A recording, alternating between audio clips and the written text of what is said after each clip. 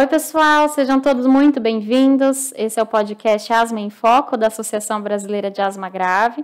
E eu já começo agradecendo a vocês por estar nos acompanhando em mais um episódio. Agradeço também a Sanofi por tornar possível esses encontros. E hoje, o encontro de hoje é muito especial. Nós vamos falar de fisioterapia na asma e na asma grave. A nossa convidada de hoje é super especial. Evelyn, muito obrigada por você estar aqui com a gente, por ter aceitado o nosso convite, está sempre aqui com a gente. A Evelyn aqui é coordenadora de fisioterapia da ASBAG, então sou suspeita para falar. Muito obrigada, Evelyn. Eu que agradeço, é um prazer enorme poder falar desse assunto, né, divulgar o que a fisioterapia pode, né, e fazer pelos pacientes com asma, principalmente os que têm asma grave. É verdade, é um assunto muito importante, a gente tem que compartilhar cada vez mais informação sobre isso e a gente tenta aqui fazer o nosso papel, levar para o paciente informação, né? Evelyn, vou pedir para você começar se apresentando, que acho que pode ter pessoas aqui que ainda não te conhecem, a gente precisa compartilhar isso, por favor. Bom, eu sou fisioterapeuta, né, sou formada há quase 25 anos, e na minha trajetória sempre... assim, a parte respiratória foi o que despertou, assim, a paixão. Então, fiz pós-graduação em fisioterapia cardiorrespiratória, já tem um bom tempo também. Fiz mestrado, doutorado e pós-doutorado na questão principalmente focada para paciente com asma, com cuidado na criança, no adolescente e no adulto jovem. E hoje eu sou docente da Universidade de São Paulo, na cadeira de fisioterapia respiratória da saúde da criança e do adolescente. Legal. Muito bom. E hoje o papo aqui é sobre fisioterapia na asma. E eu queria pedir para você começar falando um pouquinho para a gente o que é asma, que eu acho que pode ser o primeiro episódio que as pessoas podem estar assistindo, só para a gente se familiarizar com o tema. O que é asma e quais são os sintomas? A asma, ela é uma doença de origem imunológica, né? Ela tem ali uma parte alérgica importante, ela tem essa divisão, né, entre atópica e não atópica, mas ela se caracteriza por ser uma questão em que há uma sensibilidade dos brônquios em resposta a alguns gatilhos, né? E isso tem uma origem imunológica, tem uma origem inflamatória muito grande, então existe um processo inflamatório crônico, contínuo desses brônquios. Durante muito tempo ela foi chamada de bronquite asmática, e isso não é correto, não é um termo correto. Dão vários nomes, né? Principalmente bronquite asmática, né? Mas isso não é correto. Bronquite é um sintoma da asma, bronquite é uma inflamação brônquica. Então, esse é um problema que é um eixo só, uma pequena ponta do iceberg do que é a asma, né? Ela tem uma inflamação brônquica e ela se caracteriza por ter períodos de crise e períodos de remissão, mas o importante de falar é que não é comum ficar tendo crises, né? Quem tem a doença, né? Quem tem o diagnóstico ou quem não tem o diagnóstico ainda, entender que não é comum ficar tendo chiado, aperto no peito, falta de ar, tosse ao acordar, dificuldade para dormir, porque acorda chiando, acorda tossindo. Então, entender que essa sintomatologia, a pessoa tem asma, fala, é normal, eu chio constantemente, eu não consigo fazer isso porque eu tenho asma, ou eu tenho dificuldade, tenho falta de ar porque eu tenho asma. Entender que tudo isso é controlável e deve ser controlado. Não é comum ficar em crise constante, tendo sintomas constantes. E entender que também não tem cura, ela tem controle e esse controle faz parte do tratamento. E precisa ser contínuo, né? Porque senão não tem cura, tem que ser contínuo. Exato. E é muito importante dizer a aderência também à medicação. Muitas pessoas têm receio de falar, eu vou viciar na bombinha, eu vou viciar no medicamento. Não, gente. Né? Como é uma doença crônica que precisa de medicação contínua. Mesmo quando você está bem, você fala, eu estou bem, não vou usar. Você vai ficar ruim se você parar de usar. Né? Se você começar a tirar todas as questões que mantêm o controle dessas crises e você começar a retirar por conta própria ou tirar porque está se sentindo bem, você alcançou o o objetivo do tratamento, mas se você parar com aquelas medidas, a doença vai voltar a se manifestar e pode se manifestar de uma forma com um desfecho não muito bom, porque não dá para saber se a crise que a pessoa vai desencadear é uma crise suficiente para levá-la para o hospital, para a UTI. Sim. Então é muito importante manter isso sob controle. É importante ter essa consciência, né? Exatamente. Primeiro dos sintomas, que a asma é uma doença crônica, inflamatória, então a gente tem que saber reconhecer os sintomas, né? Você falou de aperto no peito, chiado, tosse. Às vezes a pessoa não tem sibilos, porque já pensa no chiado, né? Às vezes ela pode estar manifestando com peso no peito muito grande e tosse sem chiado, porque às vezes a obstrução do brônquio que causa esse chiado é tão grande que não é possível nem ouvir o chiado. Achei perfeito você falar isso, porque tem muito paciente que fala, eu tenho certeza que eu tenho asma, mas quando eu tenho sintomas, que eu sinto muita falta de ar, eu vou até o hospital e o médico fala que eu não tô chiando. E é possível não chiar na asma, muito possível. Principalmente na obstrução mais grave. Né? Na obstrução muito grave, que tem um estágio que é chamado estágio de mal asmático, o paciente tem o que a gente chama de tórax silencioso. Ou seja, você não escuta nada. Né? E tem os quadros alérgicos que pode desencadear muita tosse e não ser o suficiente a obstrução para causar chiado, mas se você medir o pico de fluxo expiratório, que é uma medida importante, como o diabético faz a glicemia de manhã, os pacientes têm que aprender a fazer o pico de fluxo. E o pico de fluxo já deu uma alteração importante, antes da sintomatologia chiado aparecer. É importante. Então, tem dois extremos. Eu posso ter o chiado no meio, digamos assim, né? Numa gravidade moderada. Eu posso ter um estágio inicial de crise que eu tenho muita tosse, mas ainda não estou chiando, mas eu já tenho queda de pico de fluxo, de VF1. Ou tem um quadro muito, muito grave de tórax silencioso que já tem repercussão cardiovascular. Caramba. Então, assim, né, o chiado é um sintoma, mas ele não é o preponderante que vai determinar se a pessoa tem asma. É o histórico, é a queda no pico de fluxo do VF1. Então, precisa fazer uma investigação diagnóstica adequada. E não dá para ignorar todos os sintomas, né? Não Principalmente em criança, é muito comum a gente escutar a mãe falar... ele tá bem, mas ele consegue brincar? Não consegue correr. Não consegue brincar. Mas ele tá bem, nunca mais teve crise, nunca mais foi pro hospital. Mas entender que a crise não é só o chiado. E não é só o ir ao hospital, né? A qualidade de vida deteriora muito. E quando se fala em criança, a qualidade de vida é muito... impactada, né? E não, ela não é levada em consideração. Né? Durante muito tempo, ao fazer a avaliação de qualidade de vida em criança, quando eu fazia a entrevista junto com a mãe, a criança relatava que ela se sentia diferente dos amigos, que ela relatava que ela não estava feliz, isso era um impacto para os pais ouvir.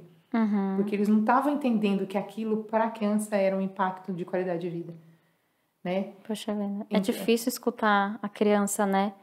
Mesmo nós mães, a gente tem... A mãe tem a visão de olhar o filho, sabe quando não tá bem, mas às vezes não é só isso, né? A criança sabe referir que pra ela não tá legal. Não tá legal. O último episódio, e até acho bacana de falar pra vocês pesquisarem aí também no nosso canal, o último episódio foi gravado com a Giovana e eu trouxe ela pra falar, né? Sua paciente, pra ela falar... como ela se sentia quando ela ainda estava em crise, né? Como era no período em que ela tinha home care. E para mim, por um período eu achei que ela estava bem, que ela já tinha se controlado, porque não tinha mais crises graves de uma possível internação. Mas ela não estava totalmente controlada, né? E aí, quando ela mesma fala, eu ainda não podia correr, eu não podia brincar. Essa foi a queixa dela, para mim, a primeira vez. Sim. Eu lembro que eu perguntei para ela, você consegue correr? Ela, não, tia, eu não consigo correr. E ela tinha nem 5 anos. Então, assim, o olhar dela, e o que você quer? Ela falou, correr, né? Então, assim, tem que entender, para a criança... E existe uma coisa também, Raíssa, que é importante falar, que a percepção da dispneia, da falta de ar do paciente asmático, ela é alterada. Ele sente... falta de ar constantemente, muitos pacientes. Então, ele tem uma percepção que é abaixo do normal. Um limiar diferente. Limiar diferente. Você olha, você vê que a pessoa está com dispneia e fala, não, eu estou bem, mas ela está. Porque ela já diminuiu o limiar dela já aumentou, inclusive, quanto à sensação de dispneia. Sim. E isso também se estende aos pais de criança com asma, que também, sabe, o padrão respiratório dele é assim. Então, eu só vou considerar na hora não, que... Não, é o normal dele. É o normal dele. E não, então, assim, essa percepção ela é comprometida ao longo do tempo. Sim. Então, isso é importante também. De falar, muito bom. Evelyn, você podia comentar um pouco o que pode desencadear uma crise de asma? A gente está falando bastante aqui da questão do esforço, né, da atividade física, mas só para a gente dar uma pincelada aqui nos principais gatilhos aí da asma. Tem vários gatilhos, justamente por ela ser imunológica, autonômica. Tem um componente autonômico também, porque a gente tem o sistema nervoso autônomo, que é o que regula a contração dos músculos lisos, e a gente tem, durante o espasmo ou a crise de broncoespasmo, a contração do músculo liso, e isso é do brônquio, e isso é do sistema nervoso autônomo. Nossa, tá? Que bacana. Esse sistema nervoso autônomo, saber disso. Ele regula tanto o relaxamento quanto a contração. Na asma, o relaxamento do brônquio está comprometido por causa do processo inflamatório. Então, esse processo inflamatório constante da via aérea compromete o que a gente chama de tônus broncomotor, que é justamente essa capacidade de relaxar o brônquio. Então, os medicamentos, eles atuam no nível autonômico, eles atuam no nível imunológico e no nível inflamatório. Que legal. Tá? Então, tem medicamentos que vão atuar cada um nesses 3 pilares. O que acontece com o brônquio do asmático? É como se ele tivesse as terminações nervosas expostas e frágeis. Então, qualquer estímulo muito sutil pode desencadear uma resposta. E como a questão do relaxamento do brônquio é comprometida, ela não está acontecendo, então a resposta mais comum é a contração. E é o fechamento do brônquio. Tá? Então, o broncodilatador vai agir na parte autonômica, por isso que muitas vezes o paciente usa o broncodilatador, fica com a frequência cardíaca aumentada, sente aquela batedeira no peito. Por quê? Porque ele está atuando no sistema nervoso autônomo. Que legal. Né? Então, você tem aquela resposta cardiovascular exacerbada. Não é um efeito colateral, é justamente um efeito do medicamento. Do medicamento. É uma ação dele, né? Porque é um medicamento de resgate. Justamente esse grupo de medicação que faz esse efeito, ele é chamado de beta-agonista. É justamente o receptor que é responsável pelo relaxamento brônquio, é o mesmo que acelera o coração, que é o sistema nervoso simpático. Então, assim, você tem uma interação muito grande entre esses sistemas. Isso é importante falar porque na hora que eu vou explicar o porquê que o exercício físico pode desencadear ou pode melhorar a asma, a justificativa está no sistema nervoso autônomo e no processo inflamatório. Precisa entender isso. Então, o que pode desencadear, se você for ver o diagnóstico, ele pode ser feito em qualquer época da vida. A pessoa ela pode ter crise de asma em qualquer momento da vida. Ela não precisa ter um histórico desde a infância. Ela pode ter o primeiro episódio adulto, tá? É que o grande percentual de pessoas que têm asma, 85% é antes dos 5 anos. Ele já vem arrastando um histórico imunológico, porque o pai é alérgico, a mãe tem componentes alérgicos, e isso imunologicamente não é passado por genes, mas sim pelo sistema imunológico, e isso vai desencadear, então, uma fragilidade ali naquele paciente por uma questão imunológica. E essa crise, você pode ter a predisposição imunológica, e essa crise pode ser desencadeada por um gatilho, que pode ser ácaro, pode ser um gatilho alérgico, pode ser um gatilho infeccioso, pode ser uma infecção. Processo viral. Um processo viral bacteriano. Né? E às vezes nem precisa ser um processo grave. Obviamente que infecções mais graves, elas trazem um componente mais grave também. Porque tem alguns vírus que, ao infectar o trato respiratório, ele descama todo o brônquio, a parte interna do brônquio.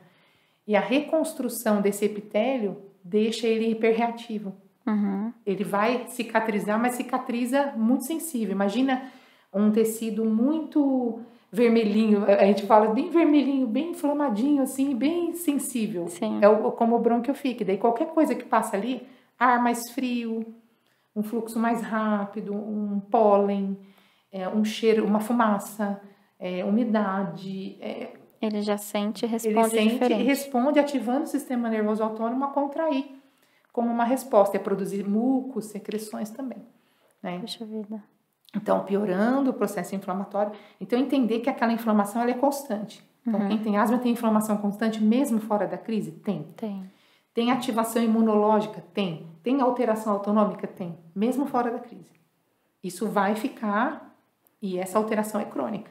Por isso a importância do tratamento, Sim. Porque quando tiver contato, então, por exemplo, com gatilho... Não vai desencadear tão facilmente. O limiar de desencadear a crise vai mudar. A inflamação já está um pouco mais controlada. Né? E controlando a inflamação, os nossos próprios mecanismos endógenos vão dar conta de ajudar também nesse controle. Porque a gente tem um mecanismo endógeno. Quando controla a inflamação, né, o mecanismo endógeno vai atuar ajudando também nesse controle. Você ajuda o seu corpo a funcionar, digamos assim. Né? Então, as estratégias não farmacológicas, né, na qual a fisioterapia está incluída, ela vem para ajudar esses mecanismos endógenos a entrar em ação. Que legal ouvir de uma fisioterapeuta sobre asma, porque é totalmente diferente. Acho que aqui foi uma aula, a gente aprendeu uma série de coisas. Então, Evelyn, e os fatores emocionais também são gatilhos, né? Porque a emoção tem a ver com o sistema nervoso autônomo.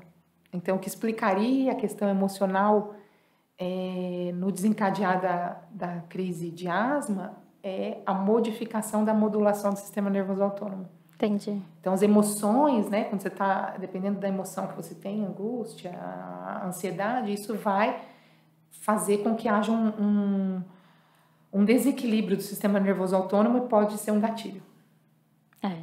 Então, o asmático ele precisa se conhecer, né? Esse autoconhecimento dos sintomas. Entender a doença, entender que ela está ali, convive com ele. Sim. E isso é possível ser feito desde a infância. Né? A criança, quando chega no consultório, eu explico para ela o que ela tem. E o que deve ser feito com toda doença crônica. O paciente tem que saber o que ele tem. Saber como que é aquilo, o que isso impacta na vida dele, porque daí ele passa a cuidar melhor do problema dele. Isso aconteceu comigo, né, e com a Giovana, porque primeiro ela não tinha o diagnóstico, então tratada como bebê-cheador, eu não entendi o que era, e é um termo muito, assim... Vago, né? Então, eu entendia que eu só tinha que avisar o profissional, olha, ele é bebê-cheador, e aí lá no hospital... Só que aí era hospitalização uma atrás da outra, né? Então, quanto mais o paciente ele se educa, né? Ele entende mais a respeito do que como você falou, como impacta, né, a nossa vida. Eu acho que a adesão ao tratamento é muito maior, porque sabe como aquilo vai ajudá-lo. Exatamente. Né? Assim, eu não vejo grandes problemas no paciente que tem a forma mais grave da doença. Porque isso ocupa tanto tempo da vida dele que não tem como ele esquecer. O que dá mais trabalho são os pacientes que têm a forma mais leve, que é a grande maioria. Então, ou ele não tem um diagnóstico correto, ele acha por algum motivo que eu tenho crise, eu uso a medicação de resgate e está tudo bem. A medicação de resgate não é tratamento. Ela é somente um resgate. Ela não vai tratar o problema, ela só vai tirar o paciente da crise. Ele não pode ter a crise. E utilizando muito tempo só medicamento de resgate, né, de crise, pode causar uma série de outros problemas que a gente vai falar um pouquinho também, né? Isso, e além disso, as automedicações incorretas com corticoide, que é um problema seríssimo. Sim. Então, para entrar um pouquinho nesse assunto, Evelyn, conta pra gente um pouquinho como que a fisioterapia pode contribuir, assim, para o paciente com asma. Eu já tinha dado um pequeno spoiler falando que a fisioterapia auxilia esses mecanismos endógenos, né?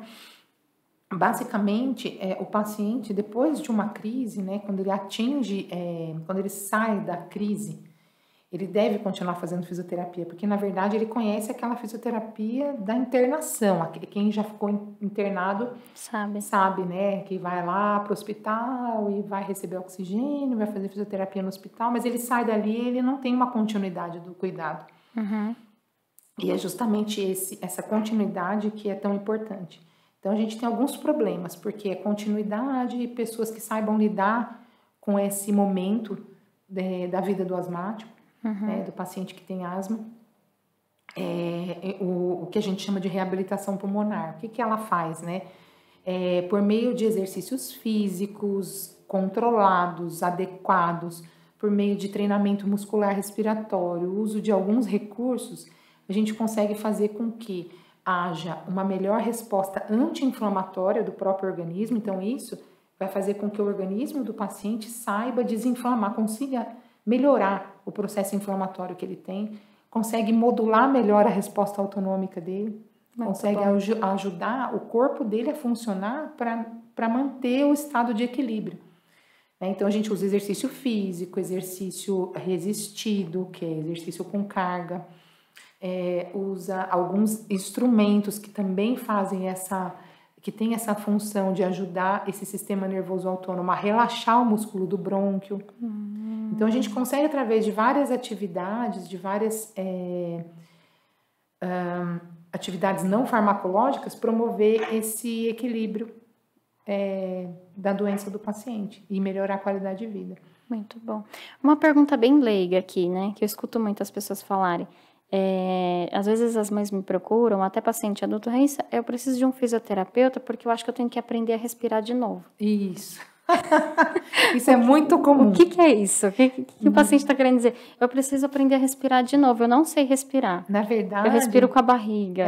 Algumas coisas assim que a gente... E isso é um problema sério, isso fez parte de um dos estudos que eu conduzi, que é justamente a análise dessa respiração que o paciente com asma tem.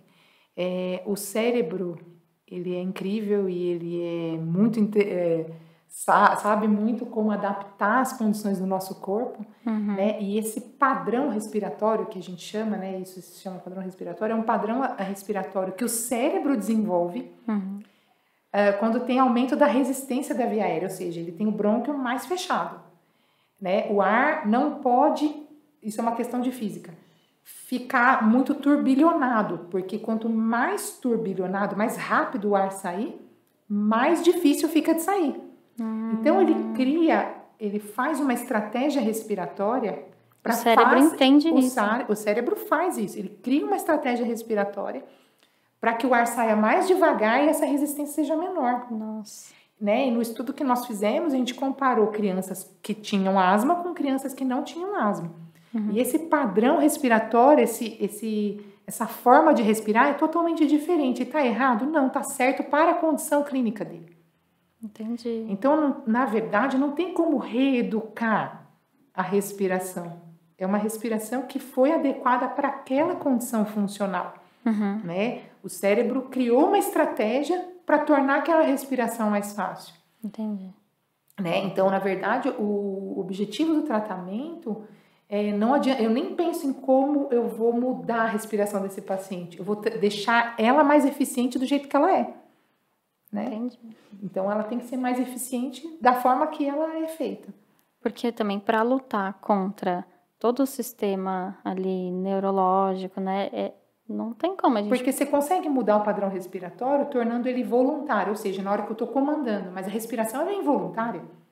Ela acontece o tempo inteiro. E daí, como é que eu vou ficar toda hora pensando em como eu vou respirar? É verdade. Entendeu? Então, durante o exercício é uma coisa, mas tornar isso...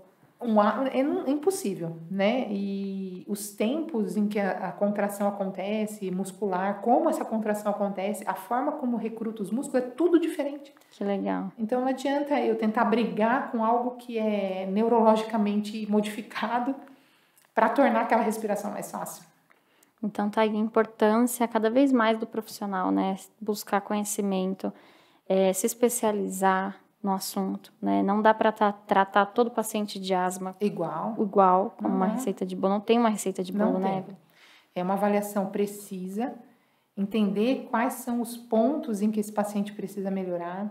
A gente tem ali 3 grandes sistemas interligados e a gente precisa identificar e atacar, digamos assim, tratar esses 3 sistemas, que é o sistema músculo-esquelético, que são os músculos mesmo de perna, braço, músculo respiratório. Eu tenho o pulmão em si e eu tenho o sistema cardiovascular, que por conta dessa hipoatividade que esses pacientes acabam tendo, ele vai perder massa muscular e vai perder condicionamento físico.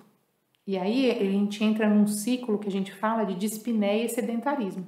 Então eu fico parado porque eu tenho falta de ar. Eu tenho mais falta de ar porque eu estou parado, porque eu estou perdendo músculo, estou descondicionando.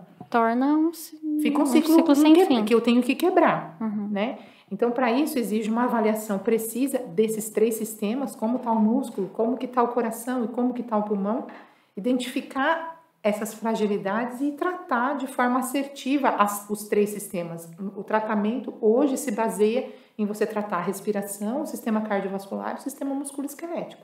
Eu queria pedir para você, se você pode comentar um pouquinho com a gente de algum caso de paciente adulto ou que já passou por muito tempo aí de Sim. crises não tratadas ou não tratadas corretamente e que afetou outras áreas além do pulmão. A gente tem uma paciente que ela tem 37 anos e a asma dela desencadeou aos 20. Então, assim, e ela não tinha histórico anterior de bebê chiador, nada disso, mostrando que ela pode aparecer em qualquer momento e com uma gravidade muito alta, né, muito grande. Uhum. Como a asma grave ela tem um percentual baixo dentro dos diagnósticos de asma, acho que em torno de 5%, né? Sim. De todo o diagnóstico. 3 a 5%. De 3 a 5%, então é um percentual considerado baixo, mas quando acontece com a pessoa é 100%, né? Aconteceu com ela. Sim. Essa paciente chegou pra gente, né? Em andador, com 37 anos, aposentada por invalidez, porque passou por um período muito difícil de chegar ao diagnóstico. Ninguém conseguia entender, e essa é a queixa de muitos pacientes que chegam pra gente no consultório, que, como que você tem uma asma tão grave? Asma, você só tem asma. A asma é tão simples, é só usar broncodilatador e melhora, é só usar anti-inflamatório, porque as pessoas têm na cabeça a forma leve. Uhum. Quem tem asma grave, existe um consenso internacional que classifica isso de acordo com a quantidade de medicamentos que a pessoa precisa para controlar a doença dela. Então, tem pacientes que não vai controlar só com corticoide. Ele precisa de corticoide, mais um de longa duração, mais um imunobiológico. Então, precisa de associação de fármacos para atingir o controle. Sim. Só que até isso acontecer, essa paciente perdeu o músculo periférico, perdeu massa óssea, perdeu qualidade de vida, perdeu o emprego. E chegou numa condição que ela não conseguia se locomover com independência. Né? Então, com o tratamento correto, em 12 sessões, essa moça tirou o andador, foi para uma muleta única, para uma bengala. E em torno de 20 sessões, não dá nem para acreditar, né? Ela já andava assim 3 a 5 quilômetros. Sensacional. E já mudou a vida dela em termos assim de autoestima, uhum. de conseguir sair, de emocionar os amigos que conheciam a situação dela, porque ela passou mais de 10 anos andando de andador. Uhum. Né? Então, assim, inadmissível chegar numa condição de perda funcional tão grande. Sim. Por falta de diagnóstico e de tratamento correto. Uhum. Né? E uma pessoa que sabia o que tinha, mas passou por muitas situações de ter que ir no hospital 2 a 3 vezes ao dia. De ter que, pelo que você fala, de ter que convencer até os profissionais do de que ela tinha. Grave. De que era grave. Então, assim, a gente não pode... isso é uma perda muito grande. Uma pessoa ser aposentada com 28 anos por invalidez, isso é uma perda emocional, uma Sim. perda funcional muito impactante. Então, nesse caso, né, depois que a medicação foi controlada e ela já tinha perdas funcionais, a restauração dessa função só pode ser feita através da reabilitação. Não tem outra forma de você recuperar músculo que perdeu, de você recuperar capacidade respiratória que você perdeu, de condicionamento físico que você perdeu. Tem que ter o medicamento ele não ali. vai fazer isso. Uhum. Eu estou tomando um remédio certo, eu vou recuperar meu condicionamento físico? Não. Eu vou recuperar meu músculo? Não. Eu vou recuperar meu osso? Não, não vou. Não vai. Minha capacidade respiratória não vai. Você vai controlar a crise. Uhum. A partir dali, eu preciso correr atrás do prejuízo. Então, é mais uma área onde a fisioterapia precisa se encaixar e o paciente tem que ter o entendimento disso, né? Precisa saber que a fisioterapia está ali disponível para isso. E pode ajudar muito. Sim. Em todas as fases, desde a crise, do paciente leve ao paciente grave, porque o leve também, mas eu não tenho perda funcional. Então eu vou fazer um teste com você, vou te mostrar que você pode ter perda funcional. Aí quando você vai avaliar, tem. Muitas vezes, tem, né? Já está comprometida. Uhum. Evelyn, e assim, eu queria já pegar esse gancho, né, você contando da paciente, né, que teve grande dificuldade até de convencer os médicos ou os profissionais em geral, do que estava acontecendo com ela.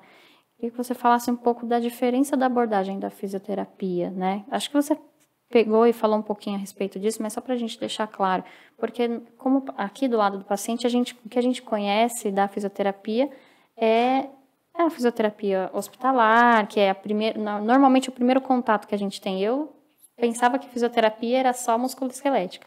E quando a Giovana teve a crise grave, eu conheci a fisioterapia hospitalar, que foi o que salvou a vida dela na UTI, né? Mas queria que você comentasse um pouco da diferença da fisioterapia, das abordagens, né, fisioterapêutica e da importância, no caso da asma e da asma grávida. Entender que a asma não é uma doença pulmonar, ela é sistêmica. Então, assim, eu tenho comprometimento não só do pulmão. O início do processo, o início do problema, né, que tem esses 3 pilares que eu falei para vocês, inflamatório, autonômico e imunológico. Imunológico, inflamatório e autonômico. A origem pode ser pulmonar, autonômica, imunológica, inflamatória, mas a repercussão é sistêmica. Então, a primeira coisa é o profissional ele tem que tratar aquele paciente como um ser completo, né? E também entender que ele está com o profissional 2 vezes na semana e o resto ele está na casa dele. Então, a abordagem, a gente chama uma abordagem biopsicossocial, né? Eu tenho que entender quem é aquele paciente dentro do ambiente dele, né? Quais são os possíveis gatilhos que ele tem na casa dele, como eu vou dar continuidade no restante da semana dele, como eu posso contribuir com isso e o tratamento em si. Então, a avaliação ela tem que ser muito completa, né? Ela tem que ser eu tenho que entender o indivíduo e aí atuar em todas essas frentes, porque senão eu não vou ter sucesso no tratamento. Saber como que isso vai ter uma continuidade, né? Como isso vai ser inserido na vida dele, né? O que ele vai precisar fazer para manter aquele resultado, né? Então, assim, a fisioterapia, ela não se restringe a apenas exercícios respiratórios ou técnicas de remoção de secreção. A avaliação do profissional, ela tem que ser uma avaliação vez a vez. A gente faz normalmente uma grande avaliação inicial, em que vai avaliar todo esse contexto biopsicossocial. Aí, a partir de cada sessão, existe uma avaliação pontual daquele dia. Porque eu posso ter programado alguma coisa para ele e ele pode ter tido algum gatilho naquele intervalo. Entendi. Então, o que vai ser feito com ele vai depender de como ele está naquele momento. Lógico, dentro de um plano maior que já foi traçado. Precisa haver um alinhamento de metas entre o que o paciente busca e o que o paciente está esperando, o que o profissional pode oferecer. Então, tem que ter esse alinhamento de expectativa. Não adianta ele achar que vai escalar o Monte Everest e eu quero que ele suba a escada. Então, se não tiver um alinhamento de expectativas, eu vou ficar super feliz que ele subiu 3 degraus ou 5 andares, mas ele está frustrado porque ele não escalou o Monte Everest. Isso tem que estar bem claro do que aonde a gente consegue chegar juntos. Onde consegue chegar, Então, essa conversa é muito importante para que haja esse alinhamento e haja essa aderência. Então, e a relação interprofissional também, né? Muito importante, muito. Tanto entre os próprios fisioterapeutas, né? A gente tem casos em que colegas chegam até um determinado ponto e falam assim, daqui para frente eu não estou conseguindo te melhorar, vou te encaminhar para outra pessoa. Eu acho que a gente tem que ter essa humildade e entender também, e o médico entender que ele não consegue fazer tudo isso sozinho, que só o medicamento não vai dar conta, ele precisa de um suporte multidisciplinar. Já foi o tempo que a asma era tratada só com medicamento, né? Não, muito tempo. Ele precisa do psicólogo, ele precisa do nutricionista, ele precisa, né? Principalmente o paciente grave, o ganho de massa muscular é muito importante para que ele melhore todas as suas condições. E aí entra a nutrição. Tem a questão psicológica, tem paciente muito comprometido da parte emocional. Eu preciso do psicólogo, do psiquiatra. Então, entender essa colaboração mútua, né? Mútua, exatamente. Por isso que eu tenho que fazer essa avaliação biopsicossocial, entender o ambiente em que ele está, quais as necessidades dele. Perfeito, Evelyn. Tudo isso que você explicou é muito importante mesmo.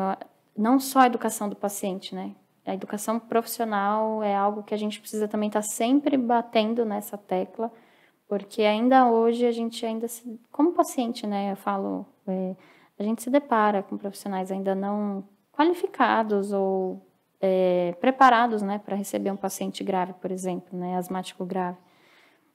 Então, hoje a gente aprendeu tanta coisa e eu acho que fica aqui uma mensagem também para os profissionais que estão nos assistindo, né? De buscar conhecimento, eu queria que você falasse também um pouquinho da sua clínica, que você tem em parceria em sociedade com a Etienne, da doutora Etienne, para falar que essa educação do profissional é super importante, né? Algo que a gente fala bastante na associação, a gente tem projetos de educação continuada, então, acho que todo mundo, a gente está no momento aqui da sociedade que a gente precisa entender cada vez mais como que funciona, o que é asma, que a asma não é mais aquela doença da bombinha. Exatamente. Assim, a nossa clínica foi um sonho de trazer para o paciente o que nós praticávamos na pesquisa. Nós víamos nos estudos que o que a gente oferecia não estava ao alcance do paciente fora do ambiente universitário, por exemplo. Então, assim, foi um sonho de trazer essa qualidade, essa especificidade de tratamento para as pessoas que têm um problema e que possam procurar isso de forma livre, sem ser dentro do ambiente universitário, né? Enfim. Então, a gente tinha esse sonho, porque tanto eu quanto a doutora Etienne, a gente nós vivíamos essa realidade com muita frequência por conta das pesquisas. Eu tive ao longo aí de 10 anos várias publicações trazendo a questão da fisioterapia junto à asma, então isso foi crescendo, né, essa vontade de levar isso. Foram muitas crianças que falavam assim, nossa, isso salvou minha vida, então por que não levar isso, né, para o público em geral, para as pessoas que falam, nossa, como isso mudar vidas, né, a pessoa sai de uma perspectiva para outra, isso não tem preço que pague. É verdade. Então a gente tinha esse sonho e a gente conseguiu colocar em prática 1 ano atrás, né? Nós fizemos uma parceria com a ASBAG, nós atendemos os pacientes graves, casos especiais, que entram em contato com a associação, encaminhado pela Raíssa, para que a gente dê esse suporte, né, que é tão difícil e que infelizmente não tem. Tornar isso acessível é muito difícil. Não tem. A gente hoje faz cursos de formação profissional, curso de aperfeiçoamento para qualificar mais profissionais para atuação junto a esses pacientes. Que é super importante. A gente faz cursos, a gente tem aí, durante esse ano, 4 grandes cursos que já esgotaram, ainda bem, em relação a formação de novos profissionais capacitados para fazer tanto a avaliação quanto o tratamento de pacientes com doenças crônicas graves. E que para nós isso é muito importante, para nós pacientes, né? Porque ter isso acessível, por exemplo, no interior do Paraná, você se lembra que a gente viajou para poder, né, acessar um paciente que não tinha como buscar. E não teve como dar continuidade. E o profissional cada vez mais buscando esse tipo de conhecimento é extremamente importante. E eu faço parte hoje também como coordenadora da Asobrafir dentro é um departamento de fisioterapia cardiorrespiratória pediátrica. Justamente é um grupo que tem vários profissionais de várias partes do país, que a gente fica pensando em estratégias de reabilitação e de melhorar o acesso aí para pacientes pediátricos com problemas respiratórios. Mas a gente atende adulto também, tá, gente? Não é só criança. E o que eu queria falar para fechar é que, assim, gente, não é normal ter falta de ar, não é normal não conseguir correr até o ponto do ônibus porque você passa mal. Sim. Não é normal chiar, usar a bombinha, ficar bem depois de uma semana. Quanto mais medicamento de resgate esse paciente usa, mais não controlado ele está. Né? Fora do controle ele está. Então, ele está em risco de ter uma crise muito grave. Não é porque ele tem uma asma considerada leve que ele não pode parar na UTI. Então, isso é muito importante, é o recado que eu queria deixar. E que a fisioterapia pode te ajudar em qualquer momento da sua doença. Muito bom, perfeito. Evelyn, muito obrigada mais uma vez por você estar aqui com a gente hoje, dividindo tanta experiência. Eu acho que hoje foi uma aula para paciente e profissional sobre asma. Cada encontro é uma aula. E a gente só tem a agradecer mesmo em nome dos pacientes, da associação, por vocês aceitarem o nosso convite. E quero deixar gravado aqui para vocês que os nossos encontros vão ficar aqui no nosso canal. Vocês podem nos encaminhar dúvidas, né? Entrar em contato, os nossos contatos estão sempre aqui na descrição. E agradecer mais uma vez a Sanofi por tornar possível mais esses encontros. E eu acho que é isso. Muito obrigada, Evelyn. Passou muito rápido o nosso bate-papo. Eu queria agradecer também e dizer que também estou do outro lado, eu sou mãe de uma criança, né, hoje uma adolescente que também tem asma. Então, o trabalho, sabe, né? a gente sabe o que é sofrer aí com esse problema e que saber que tem, e ela está controlada, tá, gente? A casa de ferreiro, o espeto não é de pau, tá? Então, é muito importante essa conscientização. Muito obrigada. Bom. Muito bom, muito obrigada. Obrigada a todos vocês que ficaram até o final também e até a próxima. E você, já se inscreveu no nosso canal? A ASBAG, a Associação Brasileira de Asma Grave, é uma ONG sem fins lucrativos que conta com a sua ajuda para poder compartilhar e multiplicar ainda mais a causa dos asmáticos e mais informação sobre a asma grave e DPOC. Então, compartilha esse vídeo, curte, comenta, se inscreve no nosso canal para que essa mensagem possa ser multiplicada. Conte com a gente.